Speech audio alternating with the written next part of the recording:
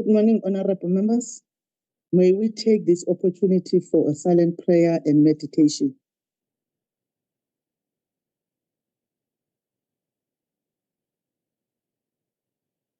Amen. Honorable members of the House, you are welcome to the special sitting as we announced in the last sitting. We'll now go to item number 2, which is obituaries.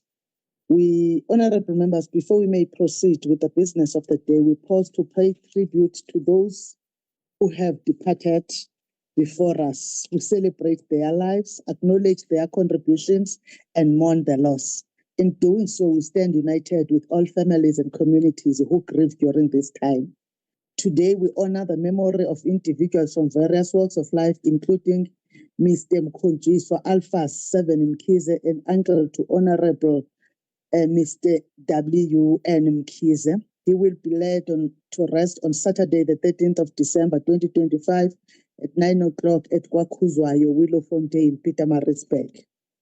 Mr. R.F. Ncele, a father to Mr. Sibonele Ncele from Research and Knowledge Management Unit. Victims of gender-based violence, femicide, and hate crimes, public servants and traditional leaders of our province and the country at large, artists and veterans of the entertainment industry, and all those who have tragically lost their lives in road accidents across our province in the recent weeks.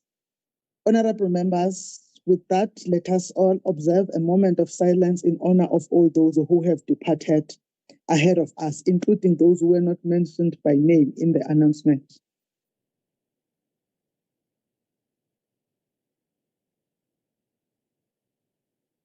May their souls rest in peace. Amen. Honorable members, we go to item 3, which is announcements by the Speaker, which is item 3 on the order paper. The first announcement is on voting. Honorable members, I reminded that this sitting will be conducted in terms of our standing rules, especially the one relating to party voting, which is Rule 2884, which states as follows, open and close quote, the presiding officer or chairperson must before or at the start of the discussion on the matter expressly inform members if a party vote will be taken. In line with the above, I can confirm that voting will take place on the conferral of a final mandate on the Division of Revenue Amendment Bill, which is B28/2025. Bear in mind, honorable members, that a party vote is a collective vote on behalf of all the members of a party present at a virtual sitting, up to the total membership of that party in the sitting. I will, however, allow an opportunity for any individual member to vote differently from his or her party or to abstain if any member wishes to do so. We will now proceed with the rest of the items on the order paper. On the 16th of December, our nation will commemorate the Day of Reconciliation, a day of profound significance in the history of South Africa. This occasion calls upon all of us to reflect on the journey from division to unity and to reaffirm our shared commitment to building a society founded on peace, justice, and mutual respect. The Day of Reconciliation reminds us that despite our diverse backgrounds, we are bound together by the vision of a democratic and inclusive South Africa. It is a time to heal the wounds of the past, to strengthen the bonds that unite us, and to advance the values of tolerance and harmony. As leaders and representatives of the people, let us embrace this day not only as a public holiday, but as a solemn opportunity to renew our dedication to reconciliation and nation building. It is then in that regard that we also inform honorable members that the Honorable Premier of KwaZulu-Natal, Mr. A.T. Ntuli, cordially invites all members of the Legislature to attend the National Day of Reconciliation commemoration to be held on Tuesday, 16 December 2025, starting at 10:30 at Ingome Museum under Ingutu Local Municipality in Umzinyathi District. We will now move on, honorable members, to item 4 on the order paper, which is announcements or reports by the Honorable Premier. And I therefore take this opportunity to call upon the Premier, Honorable Ntuli, if there are any announcements or reports.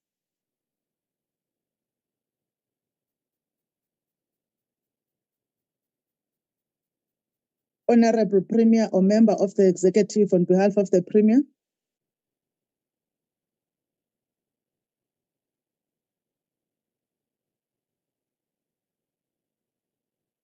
Honorable members, am I audible to all members that are connected? Yes, Speaker. Yes, Speaker. Yes, Speaker. Yes, you are. I have seen that there are members of the executive that are in the House. That's why I am checking. I said, Honorable Premier or any member of the executive, please, any announcements on behalf of the Premier? Madam Speaker, good morning. I'm not sure if the Premier or the Leader of Government Businesses is here online, but I'm not aware of any announcements. Thank you, Speaker. Thank you, Honorable MEC Rogers.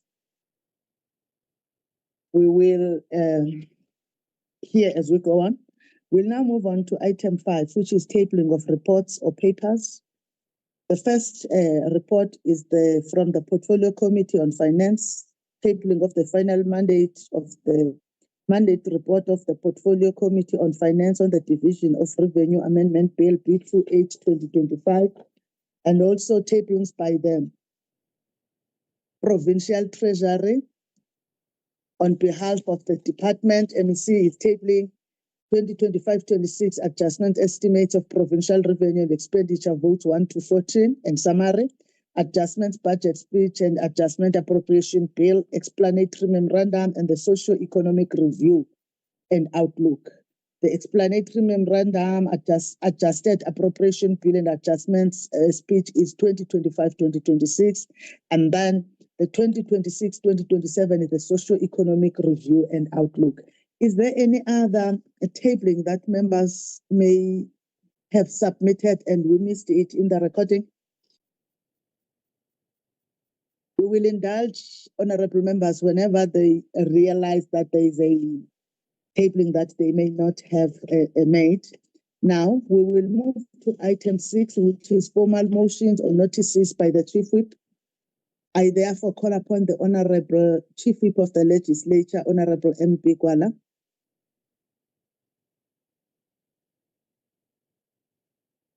Offer, unmute yourself, Honorable Chief Whip. Thank you very much, Honorable Speaker. I greet you, Honorable Speaker, the Premier of the province of KwaZulu-Natal, and all other members, the LOGP. There is no formal motions from the office of the Chief Whip.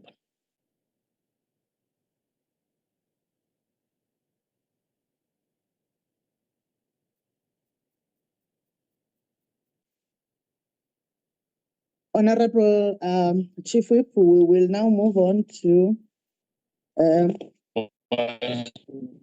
honorable members and Chief Whip. Please mute yourselves. Okay. Honorable members, we will now move with the main order of the day, which is tabling of the KwaZulu-Natal Adjustments Appropriation Bill. I call upon the MEC for Finance, Honorable F.A. Rogers. Thank you very much, Madam Speaker. Allow me to greet yourself, the Deputy Speaker, Ms. Tembe, the Honourable Premier, Thamsanqa Ntuli, members of the Provincial Executive, and all members of the Provincial Legislature, the Leader of the Official Opposition, and all of the staff, the HOD of Treasury, heads of department, and any senior management that might have joined us today. Madam Speaker, it's my honour to stand and present the 25-26 adjustment budget to the House. KwaZulu-Natal's broader economic landscape is influenced by both global and national trends. As a vital hub for trade and logistics in South Africa, the province effectively leverages its strategically located ports of Durban and Richards Bay and its well-developed infrastructure, which significantly boosts its capacity to support both local and international economic activities. Notable improvements in port operation efficiencies are a welcome relief for not only the province but the entire country. Despite geopolitical tensions and trade disputes that began early in 2025, following the United States of America's imposition of additional tariffs on its trading partners, the provincial economic outlook remains cautiously optimistic. The province is projected to grow modestly by 1.4% in 2025, slightly above the national rate of 1.2%. This growth is expected to accelerate further, reaching 2.1% in 2026 and 2.3% in 2027, driven by improvements in infrastructure and key sectors such as manufacturing, agriculture, and tourism. The manufacturing sector, including automotive and food production, remains a crucial driver of innovation and employment. Sadly, challenges such as high unemployment, poverty, and inequality continue to hinder long-term economic progress. Over the years, there have been remarkable advances in the agricultural sector, especially in sustainable practices and the adoption of technology. KwaZulu-Natal is gifted with arable land and has yet to fully utilize its agricultural potential, both in primary agriculture and agro-processing. The province is also witnessing improvements and investments in tourism infrastructure, such as hotels, resorts, and recreational facilities, all aimed at enhancing the visitor's experience. The tourism sector remains one of the key drivers of our economy, both in terms of job creation and investor attraction. The adjustments that the province is making today are undertaken within the context that I have just laid out. The National Minister of Finance tabled the National Adjustment Estimates as well as the Medium-Term Budget Policy Statement in Parliament on the 12th of November 2025. Treasury Regulation 6.6.3 stipulates that a province must table a provincial adjustments estimate in the provincial legislature within 30 days of the national adjustment budget being tabled. Tabling the 25-26 adjustment estimate of provincial revenue and expenditure in this House today falls within that requirement. The main budget for the 2025-26 was originally tabled in the provincial legislature on the 25th of March 25 and was retabled on the 29th of May 25 after the Minister of Finance retabled the national budget in Parliament on the 21st of May 25. The appropriation bill was debated and voted upon in the legislature on the 31st of July 2025. In order for any changes to the main budget to be formalized, it is now necessary for the province to table an adjustments budget, also referred to as the adjustment estimate of provincial revenue and expenditure in this House. Section 31 of the Public Finance and Management Act, the PFMA, provides the legal basis for tabling a provincial adjustments budget. Section 43 and Treasury Regulation 6.3 to 6.6 further provide guidance on the types of amendments that can be made and whether these amendments can be approved by the accounting officer, by the provincial treasury, or by the provincial legislature. In cases where legislature approval is required for specific environments, we have highlighted these in the grey shaded areas in the adjustment estimates book, which I am tabling today. These environments are also explained in an explanatory memorandum, which has also been distributed today. I encourage all honourable members to study these to enhance your oversight of sector departments. The adjustment estimates I'm tabling today take into account the changes National Treasury is making to our provincial budget, as well as allocations that are being made from provincial cash resources. The adjustment estimate also deals with the environment and the shifting of funds within votes, and therefore allows departments to make changes to their budgets where necessary. Today, Madam Speaker, I'm tabling the 25-26 adjustment estimate of provincial revenue and expenditure, an explanatory memorandum which highlights all budget movements that requires legislature approval, as well as the adjusted Appropriation Bill 2025, is in English, isiZulu, and Afrikaans. I am also tabling the KwaZulu-Natal Socio-Economic Review and Outlook, which provides a comprehensive analysis of the social and economic conditions in the province. It includes socio-economic indicators that are essential for tracking progress in improving the living standards of the people of our province, while also identifying future priority areas for resource allocation. This publication is critical in highlighting the services that may need to be prioritized, taking into account our fiscal constraints, and will refer to this publication when we prepare the 26-27 MTEF budget. Today, Madam Speaker, I'm also tabling the adjustment budget at a time when the demand on the fiscus far outweigh the funding available to allocate towards our budget pressures. The provincial executive has approved the financial recovery plan, marking a key step in ensuring that we cut our coat according to the cloth we have. I had made reference to this plan when I tabled the main budget earlier this year, and the Treasury team, together with all provincial departments and the provincial executive, have been hard at work at putting measurable steps in place to ensure that we spend in line with our budget. This is a substantial task in order to redress the financial crisis we find ourselves in as the 7th administration. I do believe, however, that insofar as we've begun to make progress, tough road lies ahead, given the constant changes to the national and provincial fiscus.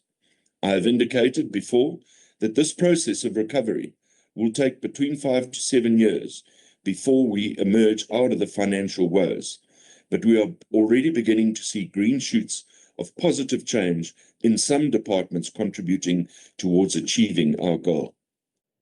The Ministers' Committee on the Budget, MinCombud, and the Provincial Executive had to deliberate at great length in determining the allocation of the very limited provincial cash resources in this adjustment estimate.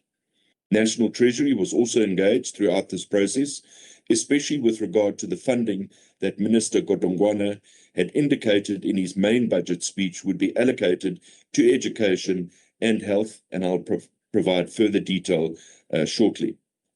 The historic fiscal consolidation budget cuts, which remain in our baseline, have continued to exert pressure on the provincial budget, and these budget pressures have been evident in the monthly in-year monitoring reports submitted to provincial treasury by departments. We have held discussions at both a political and technical level in this regard, and some of the allocations made today will help reduce the budget pressures evident in these IYMs. Where the allocations do not offset budget pressures, departments have been reminded of their responsibility in terms of Section 39(2) of the PFMA, which places the onus of remaining within budget on each accounting officer.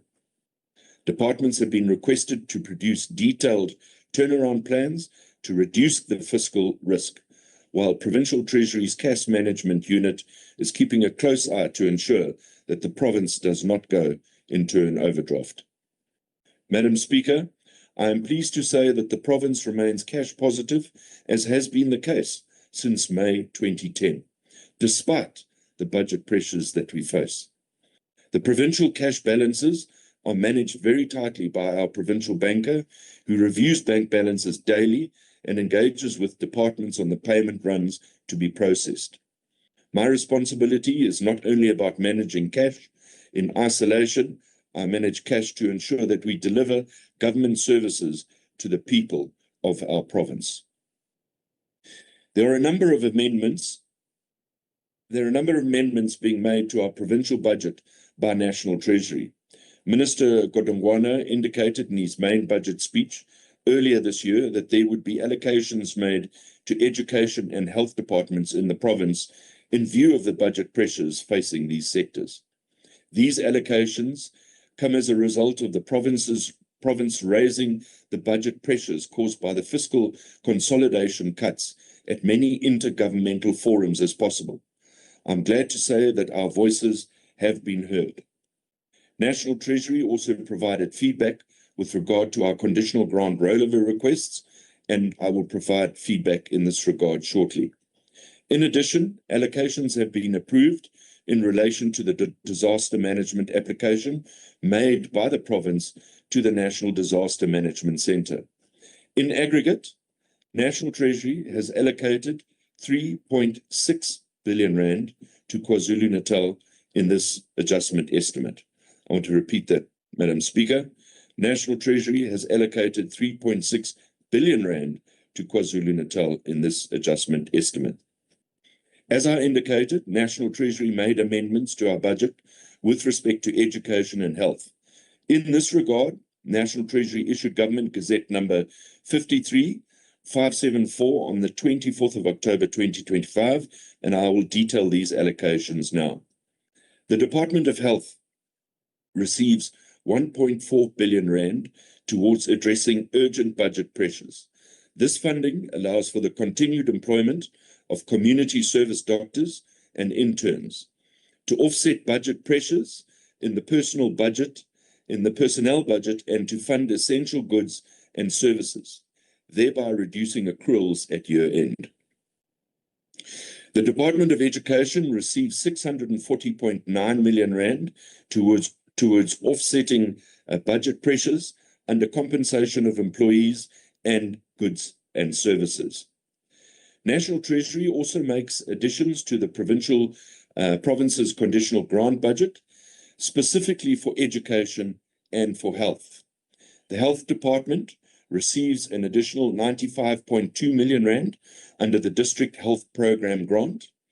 National Treasury provided this allocation in line with Section 16 of the PFMA, which regulates the allocation of funds in emergency situations. The funds are allocated to the province in response to the withdrawal of the President's Emergency Plan for AIDS, what we refer to as PEPFAR funding, administered by the United States Agency for International Development. As this is an emergency allocation, these funds have already been begun flowing into the province. Education. The department receives an additional 347.2 million rand added to the Early Childhood Development Grant. This provides the funding required to increase the subsidy from 17 rand to 24 rand per child per day for centre-based programs, and from 6 rand to 9 rand for non-centred based programs. The allocation is also intended to increase to early learning for an additional 700,000 children across the country up to the age of 5 years. National Treasury issued Government Gazette number 53602 on the 30th of October 2025 to give effect to this allocation. This allocation was calculated by the National Treasury in proportion to the number of children subsidized in each of the provinces. Disaster allocations. National Treasury advised the province of disaster relief allocations being made for the reconstruction and rehabilitation of provincial infrastructure damaged by rainfall, flooding, thunderstorm, and strong winds that occurred in the province between April 2024 and June 2025. We are pleased to announce, Madam Speaker, that the allocation of 984.8 million has been received in this regard. These funds are allocated to departments as follows. 31.9 million rand is allocated to Vote 3, Agriculture and Rural Development, against the Comprehensive Agricultural Support Program grant. 432.7 million is allocated to Vote 5, Education, against the Education Infrastructure grant. 199 million is allocated to Vote 7, Health, against the Health Facility Revitalization grant. 300.5 million is allocated to Vote 12, Transport, against the Provincial Road Maintenance grant. 20.8 million is allocated to Vote 14, Public Works and Infrastructure, against the department's equitable share allocation. Section 22 of the Division of Revenue Act indicates that any unspent conditional grant funding relating to the previous financial year must be returned to the National Fiscus unless approved for rollover. The province recorded an unaudited underspending of 190.1 million at the end of 24-25 against a budget of 25.9 billion, having spent 99.2% of the conditional grant by year end. Departments have to request approval for rollover of these funds from National Treasury and must prove that the funds were committed at year end. In these engagements, the province was able to prove that nearly the full amount of unspent funds was committed, and approval was thus given by National Treasury for these funds to be rolled over. Only 385,000 Rand has been returned to the National Revenue Fund in respect of community safety and liaison, while the balance of 189.7 million remains in the provincial coffers. The conditional grants that received approval for their unspent funds to be rolled over in the 25-26 year, Madam Speaker, are as follows. 86.4 million Rand for the Comprehensive Agricultural Support Program under Vote 3, 3.3 million for the Learners with Profound Intellectual Disability Grant under the Department of Education, and 100 million for Human Settlements Grant under Vote 8, Human Settlements. Madam Speaker, moving along to amendments to the budget from provincial cash resources. Allocations are made from provincial cash resources in this adjustment estimate, which have become available for allocation in this adjustment budget from 4 sources. The first source is from the underspending from the prior year, offset by the revenue under collection from that year, and as a result, the province has 311.8 million in the provincial bank account for allocation. The second source is our contingency reserve budget of 278.1 million Rand, when the main budget was set. Thirdly, some departments have collected unbudgeted revenue in the current year, which they have requested to have allocated back to them in year. The total available in this regard is 8 million Rand. Finally, an amount of 300 million was held in the provincial bank account to back a guarantee for Itala SOC, and this has since expired. These funds were thus available for allocation. An amount of 24.3 million was returned to the provincial bank account by the KZN Growth Fund Agency with respect to unspent youth empowerment funds, and more details will follow shortly. These 4 sources result in 922.3 million in the provincial cash resource being available for allocation in this particular adjustment budget. Of this amount, 190.1 million was used to fund the conditional grant overs and surrender, as I've just explained. This means that there was a balance of 732.2 million, which we could use towards funding of some of the provincial budget pressures and commitments. The following departments receive additional funding in this adjustment budget. Office of the Premier receives an additional 105.7 million Rand as follows. 6.4 million for the transfer to the Zulu Royal Household Trust with respect to legal fees for His Majesty the King, as well as to provide for new beneficiaries in line with the current royal household's need. 99.3 million for the continued implementation of the KwaZulu-Natal Youth Empowerment Fund. These funds were rolled over from the prior year, both from unspent funds under the Office of the Premier, as well as from the KZN Growth Fund Agency, as I mentioned earlier.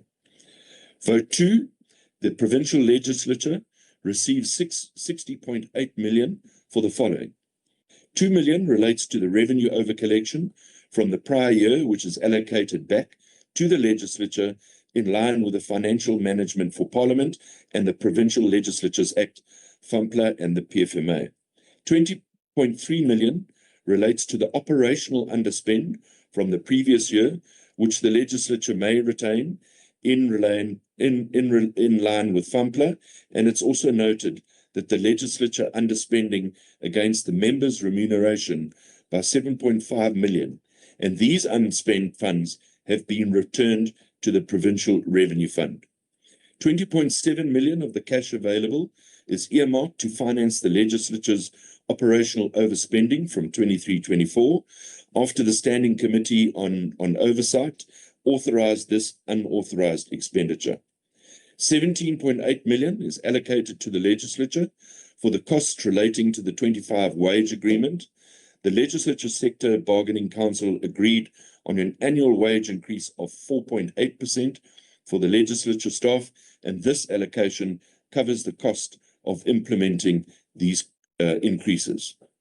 Vote 4, Economic Development, Tourism and Environmental Affairs, receives 300 million rand for the transfer to the Itala Development Finance Corporation, IDFC, towards the operating costs of Itala Soc Limited.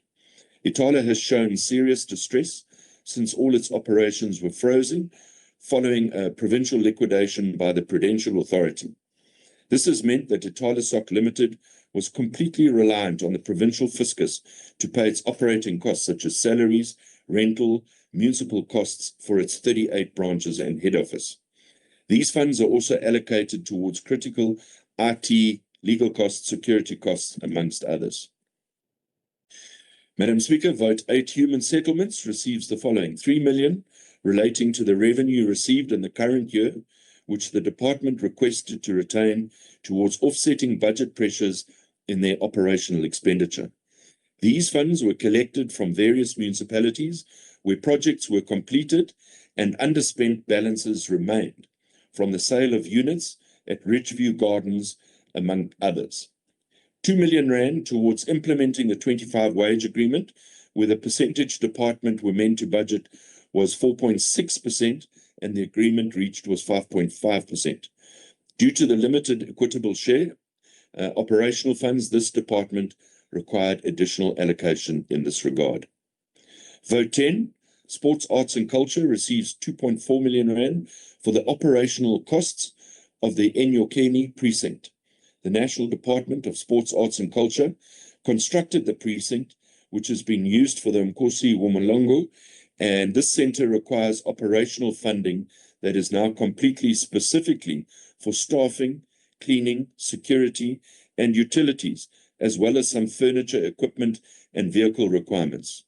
The department will fund this cost from within their baseline going forward. Vote 11. Cooperative Governance and Traditional Affairs receives an additional 26.4 million as follows. 8.3 million relates to funds that the department overcollected against their revenue budget, mainly as a result of recalling unspent balances from various municipalities, from completed projects or where projects had shown no progress. The department will use these recalled funds to offset some of their budget pressures brought about by historic budget cuts, amongst others. 16.3 million is allocated to repair 17 traditional administrative centres that were damaged by storms between December 24 and June 25, where the application for funding to the National Disaster Management Centre was unsuccessful. Vote 13, Social Development, receives 40 million rand to refurbish 7 state facilities that provide care to children. These funds are allocated to safeguard the rights and the dignity of the children cared for in these centres. The funds will also be allocated to the department in the 26-27 year to allow sufficient time for the procurement process to be completed this year and for the renovations to commence early next year. Public Works and Infrastructure receives 193.6 million rand towards budget pressures in the payment of property rates. This allocation takes into account that the baseline for these payments requires correcting, as well as the fact that there was an escalation in municipal property rates as a result of the implementation of the new general valuation rule by some municipalities. Failure to meet these obligations would result in undue hardship to various state facilities, such as our schools and hospitals. There is some work being done as part of the Provincial Financial Recovery Plan to reduce the property rates bill, in part by selling state properties that are no longer of value or no longer of use, but also negotiating better rates with various municipalities. And this should have an impact on the future provincial property rates bill. We must indicate that the department is still underfunded with respect to property rates, and baseline reviews are underway across all departments. There are two types of suspensions of funds when we deal with suspension of funds that can be included in adjustment budget. These are usually initiated by requests submitted to Provincial Treasury by the affected department. Both types of suspensions of funds are included in the adjustment estimate I'm tabling today, Madam Speaker. The first type of suspension of funds is where a department has identified slow spending programs in year and realizes that these funds will not be spent before year end, but in the ensuing year. In this case, the department requests that the funds be suspended from their budget in the current year for relocation to the department in the outer year. The second type of suspension is where Provincial Treasury receives a request for funds to be suspended from one vote budget to another vote's budget. There are three suspension funds that are included in our adjustments estimate. Vote 6, Provincial Treasury, requested that 14 million be suspended from their 25-26 budget for allocation to the vote in 26-27. The projects and programs where the department identified slower than anticipated spending are the Provincial Financial Recovery Plan, specifically the computer systems related to this, in the amount of 5 million. The implementation of an improved security system for the department's offices, where 6 million is requested to be suspended, as well as audit, management and risk computer systems, where 3 million is requested to be suspended. These projects rely on CETA procurement processes, which have been significantly delayed. These funds will now be deducted from the department's budget this year and allocated back to them in the 26-27 year. Vote 12, COCTA, requested that 20 million rand be suspended from their vote for the allocation to vote 14, Public Works and Infrastructure. This relates to the refurbishment and the rehabilitation of the Ulundi Old Legislature building, also known as the Legislature Assembly building. This request to suspend the funds was received jointly from both departments, as they have agreed to collaborate in the restoration of this building following damage sustained during the December 24 and 25, January 25 disaster. I heard the MEC of Public Works and COCTA engaging yesterday about the speed at which this is happening. The building serves as a critical office space for various government departments and requires urgent refurbishment and rehabilitation to restore its functionality. The Department of Health was showing significant in-year spending pressures against COE and goods and services, with some of the department's full posts not funded as a result of historic budget cuts. Also, some of the budget pressure resulted from significant accruals carried into the current year from prior years. The Department of Health presented their spending pressures to the Provincial Executive Council, wherein it was resolved that departments and public entities must identify funds within their baselines that can be redirected towards the funding and budget pressures in health. In aggregate, 154.8 million is suspended from various votes and public entities to vote 7 health. The following are the departments and public entities who surrendered their funds. Office of the Premier, 10 million rand. Economic Development, Tourism, Environmental Affairs, 17.5 million rand. Provincial Treasury, 5.4 million rand. Human Settlements, 3.3 million rand. Sports, Arts and Culture, 4.6 million rand. Cooperative Governance, 3.5 million rand.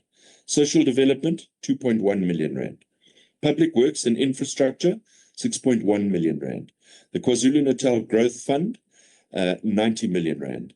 Trade and Investment, KZN, 1 million rand. Dubai Trade Port Corporation, 7.7 million rand. Richards Bay IDZ, 2.1 million rand. And the KwaZulu-Natal Tourism and Film Agency surrendered 1.5 million rand. Madam Speaker, in conclusion, in this address, we have sought to detail KZN's optimism for growth and resilience, despite domestic and global adversaries. We believe that our focus on growth-driving sectors will play a significant role in addressing our socio-economic challenges. We have reiterated our commitment to fiscal discipline in line with legislative financial management prescripts to ensure the sustainable delivery of services. We have also sought to demonstrate a clear link between our budget allocation and the social security net. Our strong focus on education and in health is expected to contribute to KZN's sustainable growth in the long term. The Government of Provincial Unity, Madam Speaker, has worked tirelessly over the past year to improve governance in the province and direct us to a path of renewed hope. Clearly, we must continue to improve technology adoption in our agricultural practices to maximize yield sustainability while also protecting our environment. We must maximize marketing efforts to boost our tourism sector. This should be coupled with continued infrastructure, rehabilitation, and the development of localized tourism experiences that will generate much needed revenue. Our financial management work will involve improved cash flow tracking methods to reduce over-expenditure and highlight potential areas needing refining for better oversight. Madam Speaker, allow me to take this opportunity to thank the Honourable Premier and the Honourable members of the Provincial Executive Council, and in particular the members of the Ministry's Committee on the Budget for their support and in putting together this difficult adjustment budget. I wish to also take this opportunity, Madam Speaker, to thank the Treasury officials under the leadership of the HOD, Ms. Carol Coetzee, for ensuring that the budget documentation is of its usual high quality. To the Chairperson, Honourable Tlungwana, of the Finance Committee and the members of the Finance Portfolio Committee, as well as those of Stakov. We look forward to engaging you on the adjustment budget and commit to assist you in your oversight role. It is my honour, therefore, Madam Speaker, to formally table the adjustments bill for 2025 for the province of KwaZulu-Natal for consideration by this House, to be read in conjunction with the adjustment estimate of the provincial revenue and expenditure and its associated explanatory memorandum. I trust that the debate and the vote on this bill will be constructive and fruitful. Ndiyabulela Somlungu. Thank you. And thank you, Honorable MEC Rogers. I am now, after the tabling, going to refer both to the relevant committees on finance and standing committee of oversight for processing before we come back to have a proper debate. And then with that said, honorable members, we'll move to the next item, which is 7.2, the debate and voting on the conferral of a final mandate on the Division of Revenue Amendment Bill 2025. And I will therefore call upon the chairperson of the Finance Portfolio Committee, the Honorable Mr. M.E. Tlungwana, to table the committee report for 5 minutes.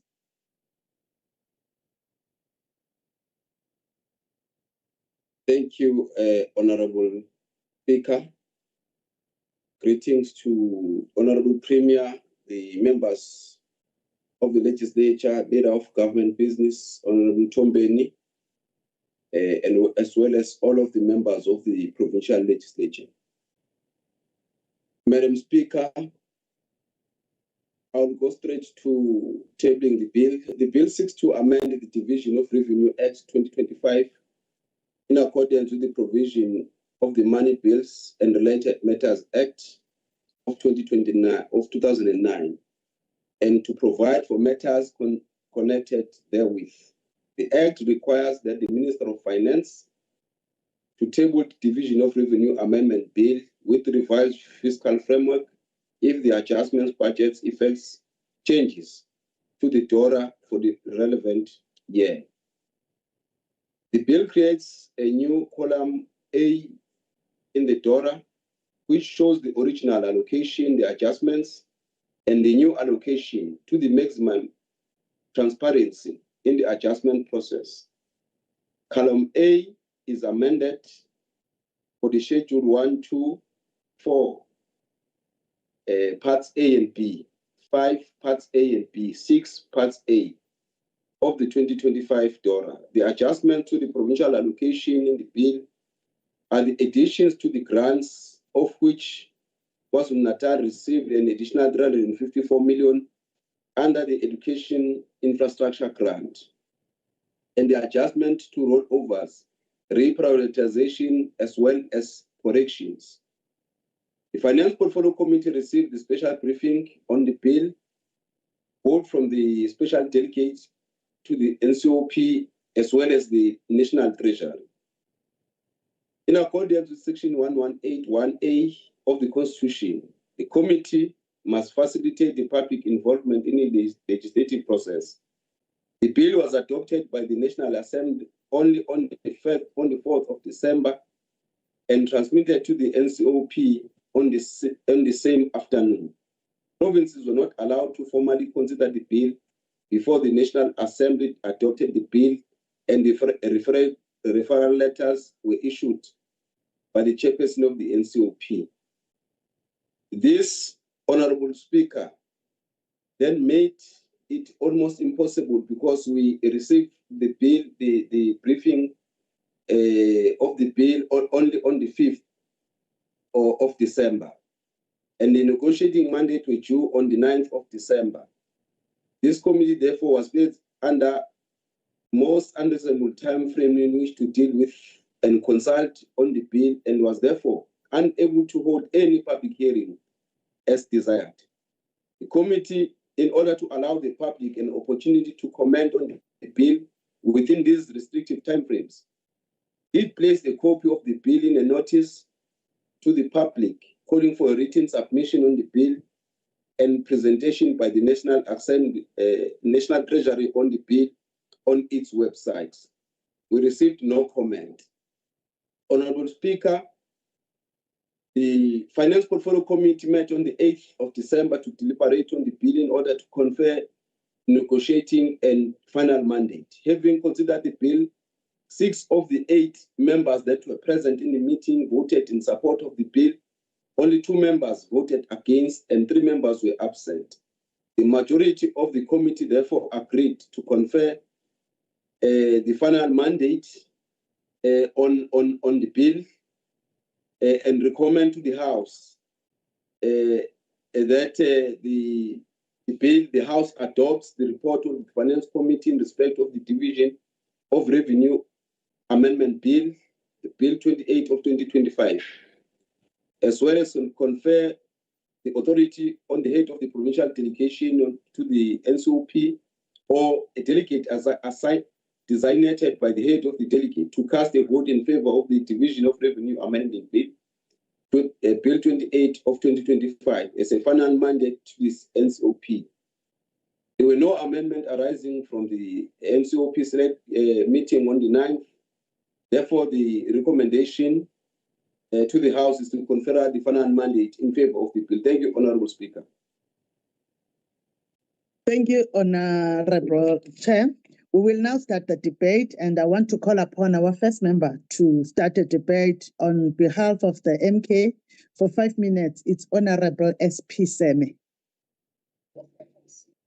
Thank you so much, Honorable Speaker. Greetings to your good self. Greetings to the honorable members in the House. Honorable Speaker, may I request that I switch off my video? Listen, ma'am. I'm not comfortable being did like this. Oh, okay. We don't do it for comfort. We do it when we are saving bandwidth. So you may continue, Honorable I'm Member. having my battery. No, you continue, Honorable Member. You are honorable in the House.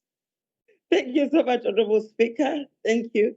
As a member of the Provincial Legislature from KwaZulu-Natal representing Umkhonto weSizwe, I rise to speak on behalf of the people of KZN, the hardworking, resilient citizens who continue to bear the brunt of economic inequality, natural disasters, and systemic underfunding under the current national framework. The MKP stands firm in our commitment to radical economic transformation, ensuring that resources flow directly to the provinces and municipalities where the real struggle of our people unfolds, rather than being siphoned by the centralized bureaucracies in Pretoria. Let me begin by acknowledging some positive elements in these adjustments, particularly those that directly benefit KZN. The additional 354 million to the Education Infrastructure Grant for reconstruction and rehabilitation of provincial infrastructure damaged by the June 2025 disaster is welcomed. My phone first. Okay. Is welcomed. My phone just.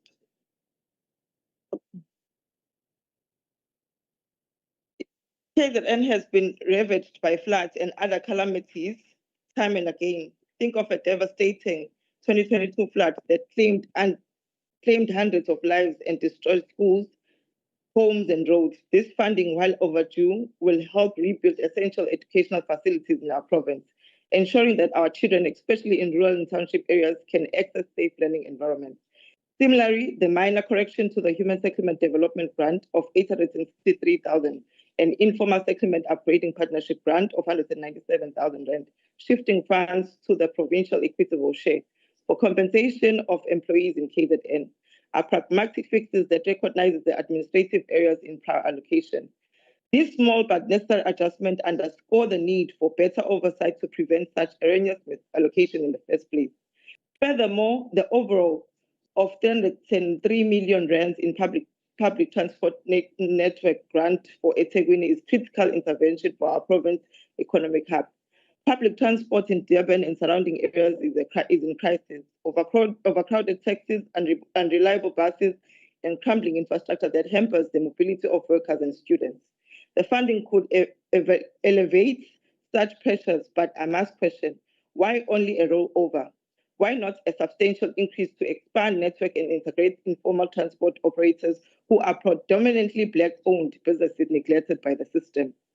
KZN health and education sectors are collapsing. Overcrowded hospitals, teacher shortages, and learners studying under trees. While gazetting and release in November 2025 is noted, where is the provincial breakdown? How much of this 9.7 billion will flow to KZN? We cannot accept vague of provincial allocation without transparency. In conclusion, Madam Speaker, while some adjustments provide relief for KZN, the overall framework falls short of radical change of our people's demand. The MKP calls for increased provincial shares, transparent breakdowns of all allocations and protection against grant majors, reducing funds, and prioritization of disaster-prone provinces like ours. We cannot debate in silos. Let us push for amendments that truly empower the provinces and dismantle the centralized threshold. The people of KZN deserve nothing less than that. Thank you. Thank you, Honorable Seme. I want to remind members that we only allow you when you have an issue with connectivity. So please, honorable members, be as honest as Honorable Seme was. We will now call upon the next speaker for 5 minutes on behalf of the IFPs, the Honorable L.J. de Klerk. Thank you, Honorable Speaker, and thank you for the opportunity. On behalf of the Inkatha Freedom Party, I stand in support of the Division of Revenue Amendment Bill for 2025. We all know that this bill is a critical instrument in our financial architecture, and it ensures our country's distribution resources in a fair, responsible, and transparent manner across the three spheres of government. In its current form, the bill responds to the real pressures on the ground, and it ensures that our people continue to receive essential services despite economic constraints and the impact of natural disasters. One of the most meaningful improvements introduced by the amendment bill is the creation of a new column A and the schedules of the Division of Revenue Act. This format allows legislators and the public to see the original allocation, the adjustment, and the revised allocation all at once. This strengthens the transparency and accountability, and it makes oversight easier and more effective. We should welcome this because of if a responsible government demands clarity and openness in how funds are managed. For us in KZN, the amendment bill brings significant and much needed support. The province received an additional of 354 million, which education infrastructure grants specifically earmarked for repairing schools damaged during the June 25 disaster. Many of our communities are still recovering from storm damage, and this allocation will help restore classrooms, rebuild dignity, and bring learners back into a safe environment. KZN also benefits from technical corrections within the Human Settlement Development Grant and the Informal Settlement Upgrading Grant, which ensure that 1.06 million is rightfully shifted back to the provincial equitable share after it was spaciously allocated. These adjustments will, while small in value, are extremely important for the integrity of our budgeting process and for ensuring that provinces receive what they are entitled to. Our municipalities also benefit meaningfully and receive 712 million in an adjusted municipal transfer. eThekwini alone receives 303 million rollover under the Provincial Transport Network Act, which will support the functioning and improvement of public transport infrastructure.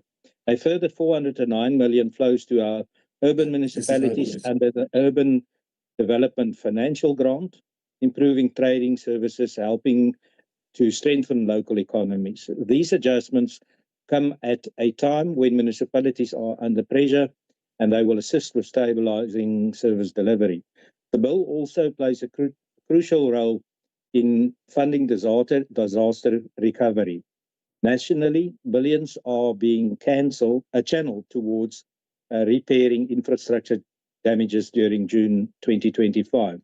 While the Eastern Cape predominantly benefit due to the scale of devastation there, KZN is also supported through the disaster-related additions made to our education infrastructure, as mentioned earlier.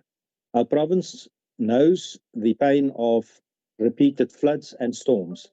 The bill ensures when disasters strike, government can respond swiftly and with the necessary resources. Another positive aspect of the bill is that it corrects earlier technical errors, shifts funds appropriately between grants and equitable share, and strengthens the compliance of the Public Finance Management Act.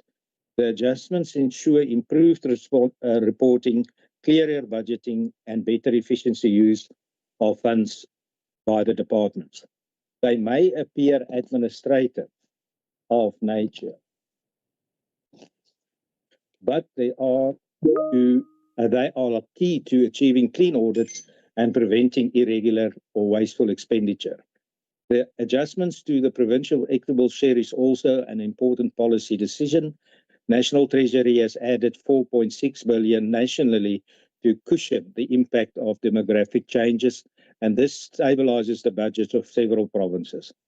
A stable national fiscal framework protects service delivery in all provinces, including ours, and ensures that no province experiences sudden and disruptive reductions in funding because of data shifts.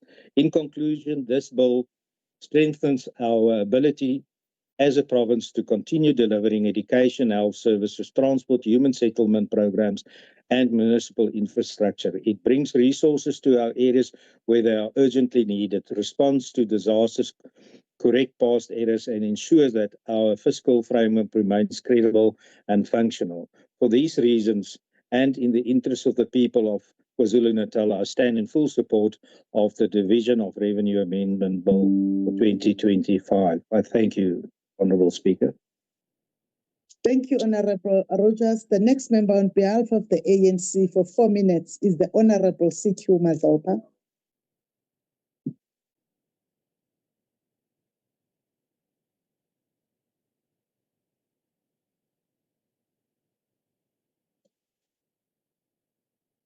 Honorable CQ Madlopa. I have seen her on the platform.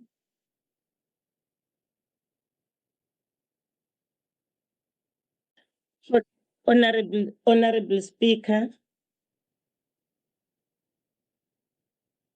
honorable members, Kindly switch on your video. Yes, ma'am.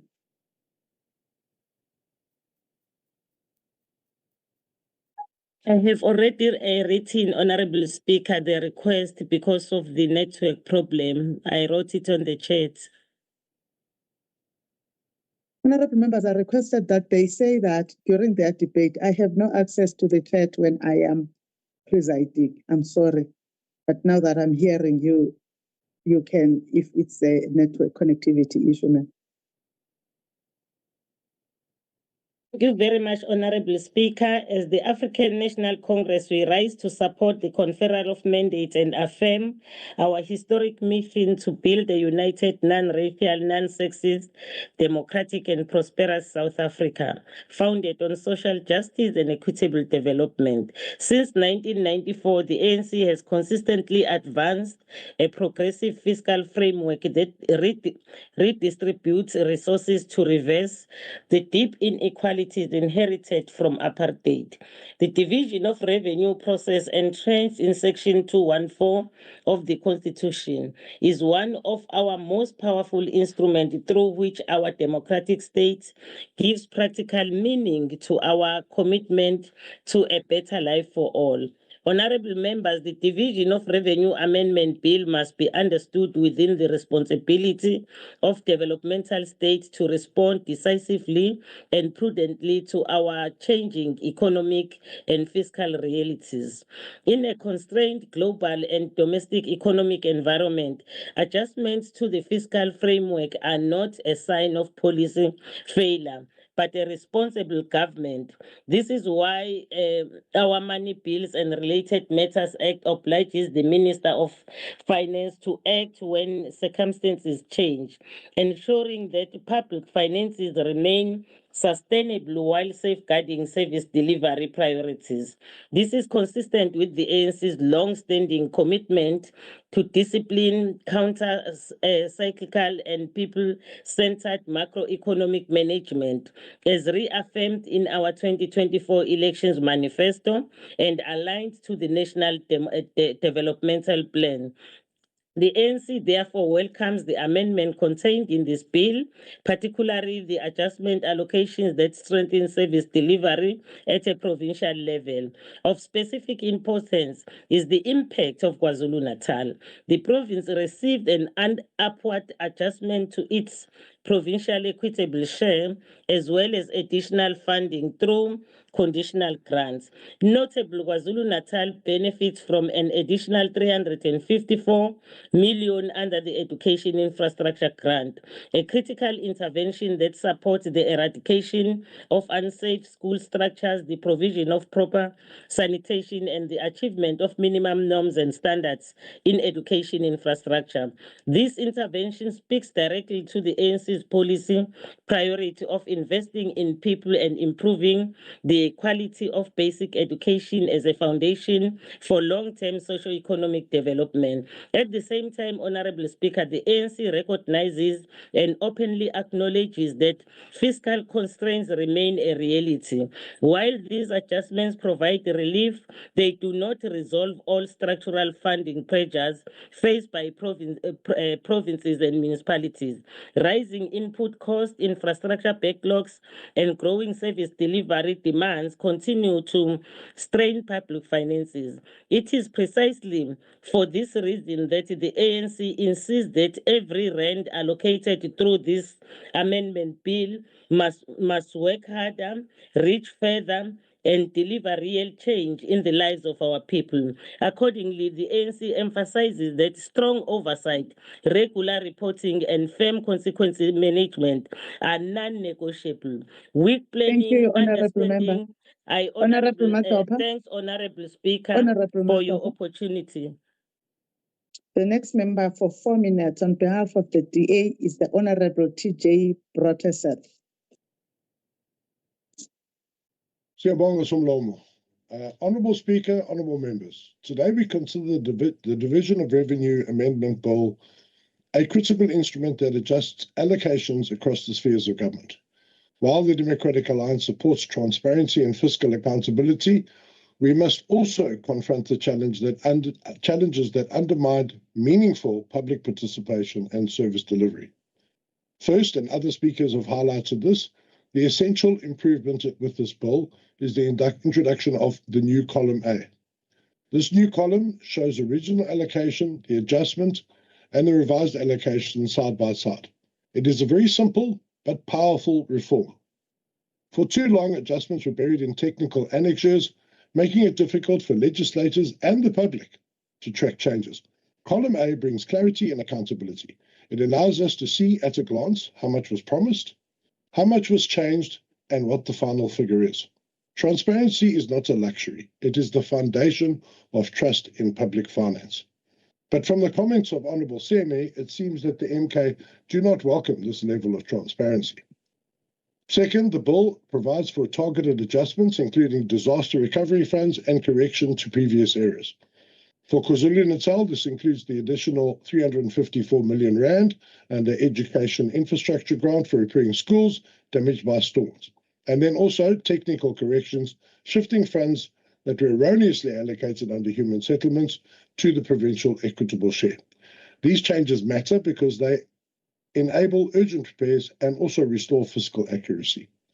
But we must always remember that allocations on paper mean nothing unless they translate into repaired classrooms, functioning clinics, and safe roads.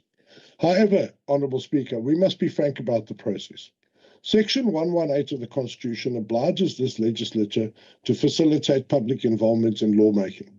Yet the timelines imposed by the National Council of Provinces make compliance almost impossible. The bill was adopted by the National Assembly on 4 December. It was referred to the provinces that same evening, and negotiating mandates were due by 9 December. This left us with barely 5 days, including a weekend, for committees to study the bill, consult stakeholders, and deliberate. Public hearings were not feasible. At best, we could post notices and documents online, hoping for written submissions.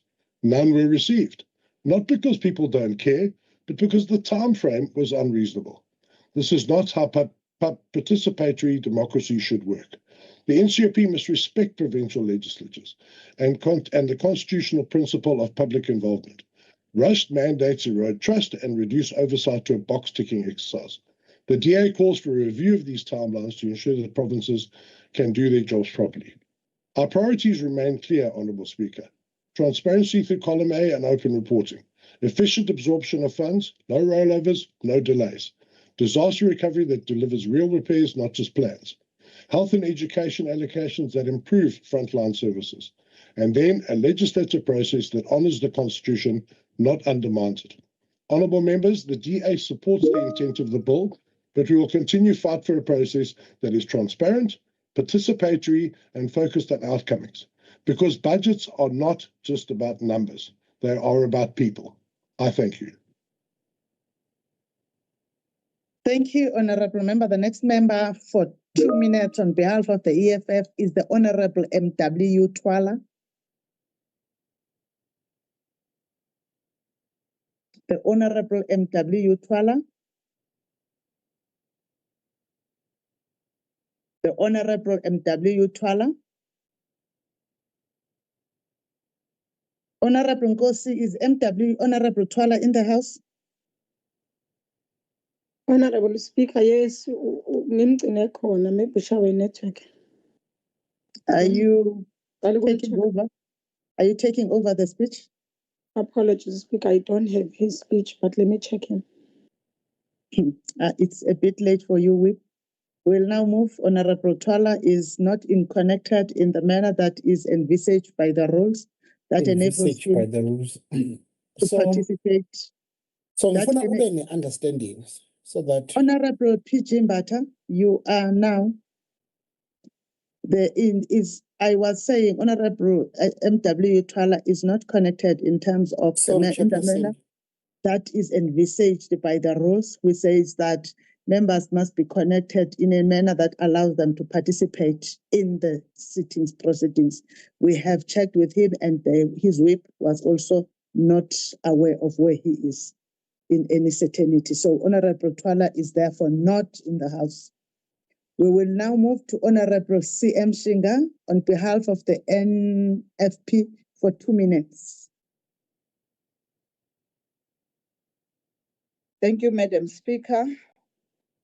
Honorable Speaker, the honorable members of the executive, the MEC of Finance and the Chairperson of Finance, Honorable Dlungwane, and honorable members of the House. Today we consider the Division of Revenue Amendment Bill, a technical but crucial instrument that ensures that funds are distributed equally across the 3 spheres of government. The NFP supports the bill not only as a compliance measure, but as a constitutional obligation to guarantee service delivery that reaches our communities from rural wards to urban townships. The committee's report makes clear that KwaZulu-Natal will receive an additional 354 million through the Education Infrastructure Grant and adjustments under the provincial equitable share to correct prior allocation errors. As the NFP, we welcome these corrections, for they restore fairness in how resources are channeled to our schools and communities. These funds must, however, translate into real impact. Classrooms required, sanitation restored, and school nutrition programs protected. We also note the concern raised by the Finance Portfolio Committee regarding the limited time frames given for the provincial consultation. The NFP echoes that concern. Fiscal accountability is not achieved through speed, but through the meaningful oversight and transparency. Going forward, Parliament and the NCOP in particular must ensure that provinces have adequate space to consult, engage, and reflect the voices of our people before budgets are finalized. Honorable Speaker, the bill comes at a time when the municipal infrastructure is fragile and departments... Thank you, Honorable Member. Thank you, Honorable MEC. The next speaker for 7 minutes on behalf of the MK is the Honorable M.A. Dex. Madam Speaker, let me just say the early release of the 9.7 billion for urgent pressures in provincial education and health departments authorized under Section 61C of the Appropriations Act is presented here as a benevolent gesture, but it actually reeks of reactive firefighting rather than strategic planning. Similarly, Madam Speaker, the 590 million emergency funding for PEPFAR withdrawal is essential for HIV and AIDS programs. But why was this not unanticipated and budgeted for earlier? On the disaster allocations, Madam Speaker, under Section 61B, the additions for unprovided 2024-25 disaster are necessary. But again, the process is opaque. Allocation letters to transferring officers and pending gazetting leave room for favoritism. KZN as a disaster-prone province deserves a dedicated ring-fence fund, not ad hoc approvals that could be influenced by political alliances. The proposed changes to the provincial grants, which MK view with deep skepticism, the merger of the Comprehensive Agricultural Support Program and Lima Letsema project grant is touted as main streamlining for smallholder farms. But in KZN, where subsistence farmers is a lifeline for rural communities, mergers often mean reduced funding and more red tape. Will this cohesive support system truly benefit black farmers, or will it consolidate power in national hands, sidelining provincial departments? We in MKP call for safeguards, no net reduction in funding, and provincial veto powers over implementation. The merger, Madam Speaker, of the Education Infrastructure Grant and School Infrastructure Backlogs Grant with a phased approach retaining 450 million in 2026-27 for closeout sounds efficient on paper, but KZN schools backlogs are massive. Dilapidated classrooms, lack of sanitation, and unsafe structures. Phasing in could delay projects, Madam Speaker, and we debate whether this alignment will truly improve delivery or just create another layer of bureaucracy. Why not allocate more directly to provinces for faster rollout, Madam Speaker? The phased incorporation of the Community Library Services grant into the PES started with employee costs is another concern. Libraries in KZN are vital for education and community upliftment, especially in undeserved areas. Shifting to PES might dilute focus.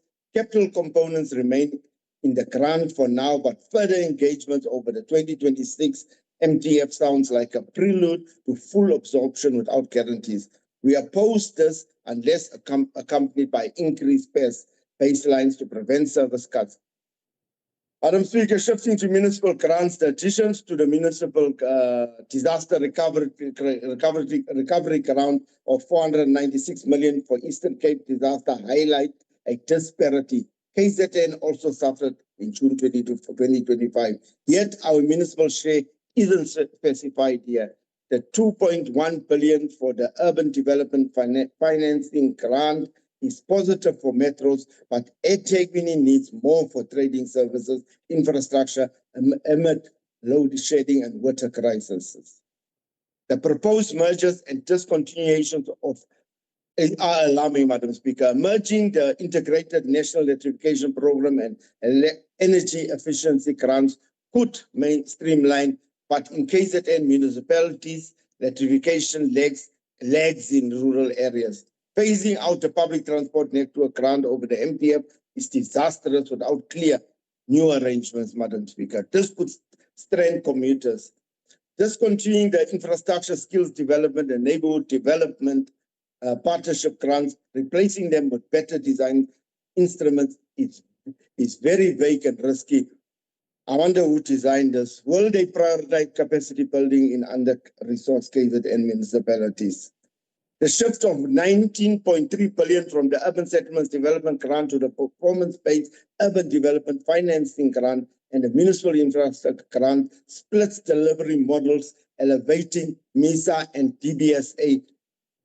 It might improve accountability, but indirect delivery should not become a permanent crutch, Madam Speaker. Time-bound plans to restore direct funding are essential, or it will perpetuate dependency on external entities, which we totally are against, Madam Speaker. Now, Madam Speaker, coming to the issue of what the Honourable Robert raised, nowhere in Madam Speaker, nowhere in the debate of Honourable Seme did I hear she says that she does not value transparency. I think it's a misrepresentation of the Honourable Seme's debate. Honourable Seme appreciated many of the plans in this program, but at no stage did she say that she does not value transparency. So that is a misrepresentation. I must condemn that and reject it with the contempt that it deserves, Honourable Speaker. Honourable Speaker, on behalf of Controversies, we will abstain from voting on this bill for the above mentioned reasons. I thank you so much, Honourable Speaker, for indulging me. And I thank every honourable member for their indulgence on this matter. Thank you so much. Thank you, Honourable Dex. We will now call upon the Honourable Chairperson of the Portfolio Committee, Honourable M.E. Lungwane, to come back and respond to the... Nangumhlonishwa phansi kwesihlahla lapha uDuma. Hayi vala Duma vala wenzani? Angazi ke phansi kwesihlahla nami ngisafuna ukubuka ukuthi Honourable Duma kwenze njani. No, thank you so much, Honourable Speaker, and honorable members. I think this bill is a straightforward bill, which, of course, does not require, any scientific analysis, as some members are unfortunately trying to depict. But otherwise, we appreciate that even the MK will not vote against, as opposed to what happened in the portfolio committee. Rather, they would abstain, would accept that, honorable Speaker. I think the point that has been raised, we would raise it as we continue with the NCOP with regard to the time frame. But otherwise, thank you so much to all honorable members for the work that they continue to do in the portfolio committee. We appreciate it. Thank you so much, Honorable Speaker. Thank you, Honorable Chairperson and honorable members for the debate. We have exhausted the debate. We will now go into voting on the conferral of a final mandate on the Division of Revenue Amendment Bill. I will give as we've come to the end, I will give Nopala to ring the bells so that we lock the doors, technically so. You have up to 3 minutes, Nopala. Thank you, Madam Speaker. We are recording the 3 minutes and we're not ringing the bell, but we're recording the 3 minutes. And at the end of the 3 minutes, we will advise Madam Speaker and not let anyone come into the platform after that. Thank you.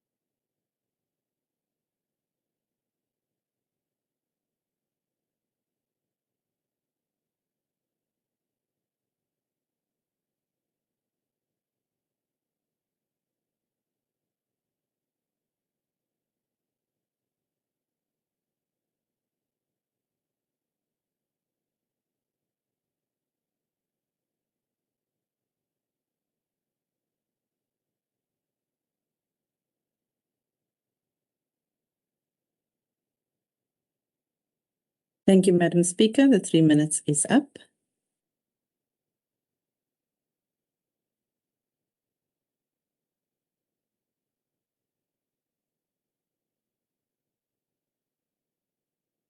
Madam Speaker, you are muted. You are not audible, Speaker. Apologies. Thank you, Nobala. Thank you to all members of the honorable members of this august house.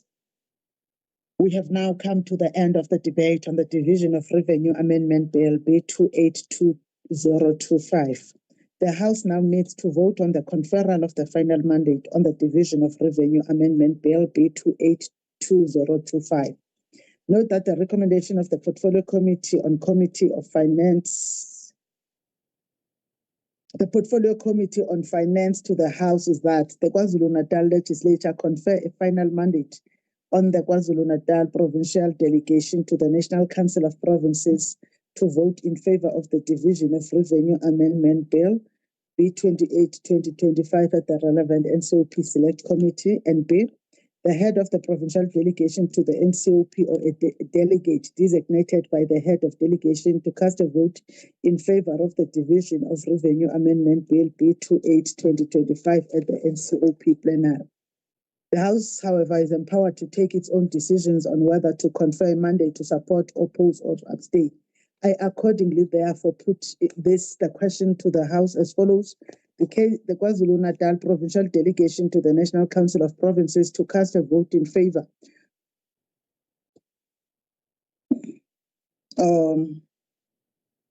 of the on the Division of Amendment Revenue of the Division of Revenue Amendment Bill at the relevant NCOP Select Committee, and that the provincial delegation of the NCOP or a delegate designated by the head of delegation to cast a vote in favor of the Division of the Revenue Amendment Bill. I will now go party by party to obtain the vote and thereafter check if any member wishes to record an individual vote.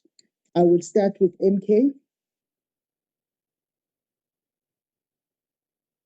Thank you, Honorable Speaker. Umkhonto wesizwe party abstains. EFF.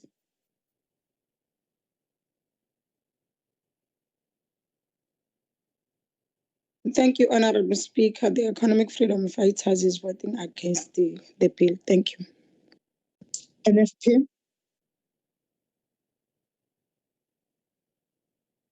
Thank you, Madam Speaker. The National Freedom Party will vote in support of the bill. DA. Thank you, Madam Speaker. The Democratic Alliance votes in favor and supports the bill. ANC.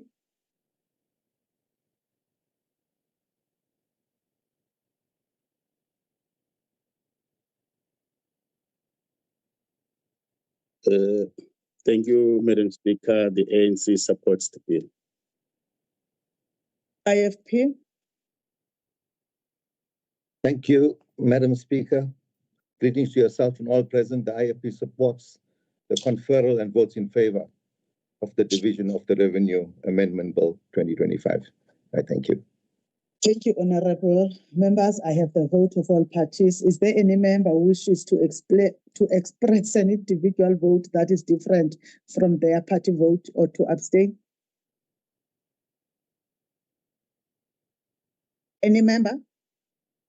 No, Bala, I recognize none on my side. I am not sure whether there is any, but if there is none, I will request that you tally the votes, and you have up to 5 minutes to tally the votes, where the doors will remain locked.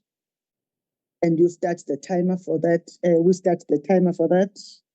Thank you, Madam Speaker. I confirm that there is no member recording any alternative vote. Madam Speaker, we are ready with the results. We can submit it now, if you wish. Yes, Honorable Member. Thank you, Madam Speaker. The total number of members present, including the presiding officer, is 76. 4 members are absent, 3 from the MKP and 1 from the EFF. Madam Speaker, the voting results are as follows. Mandate in favor of supporting the bill is 40. Mandate against the bill is 1. Mandate to abstain is 34. The total excluding the presiding officer is therefore 75. In terms of Section 1122 of the Constitution, the presiding officer does not have a deliberative vote under the circumstances and only has a deciding vote if there is an equality of votes. Thank you, Madam Speaker. Thank you, Madam Secretary. I will therefore, honorable members, formally declare the result of the vote as follows. Votes to confer a mandate in favor is 40. Votes to confer against is 1. Abstain is 34. And the mandate to confer, a vote in favor by the KwaZulu-Natal delegation has it. And I will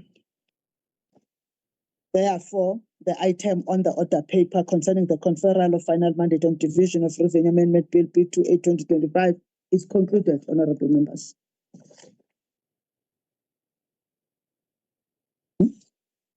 I will now look at the announcements. There are a few announcements, honorable members, that we want to make, but before that, if there is anyone who wants to make any other announcement from the government side, excuse me, they will indicate. But on our own side, the announcement is that the members of the Portfolio Committee on Finance and the Standing Committee on Oversight are requested to kindly remain on the platform when we adjourn the House for a briefing by the MEC, committee briefing by the MEC and the Department of Finance. Members of the Standing Committee on Oversight and members of the Portfolio Committee on Finance are requested to remain behind. Thank you, honorable members. With that, we bring the sitting of today to the end, and the House is adjourned until 9 o'clock on Monday, the 15th of December, 2025, at the Legislature precinct in Pietermaritzburg, Langalibalele Street. The House is adjourned. Order, Madam Speaker. Yeah. Thank you, Madam Speaker. Mthombeni wenzani phansi kwesihlahla? Thank you, Makobela. Usenyangeni. uphi umsimango no Maphisa sanibona bangani bami. Hallelujah mfundisi. Yaphila bangani bami. Hayi siphele camera. Lalela Mdebele ngicela mfethu ngigcwalisela mfethu ngikhokhe le camera ngiyazi ngangigcwalisela phela unuka economic development.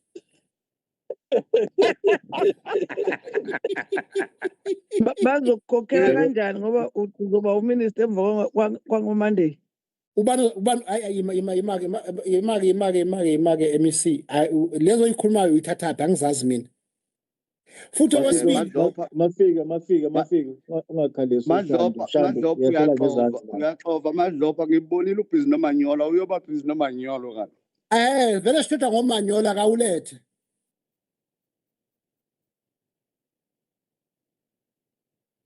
Manje uMadlopha uyavuma yini ukuthi uyaphuma Monday? Uyaphuma uzovota nathi Madlopha? Ngikhishwa yini kodwa Nkosi yami? Angisho ukuphuma ngisho ukuvota. Bengiqhuba nje iphupho lakho mina ukuthi mina lalelo phupho. Ungisuka ngani?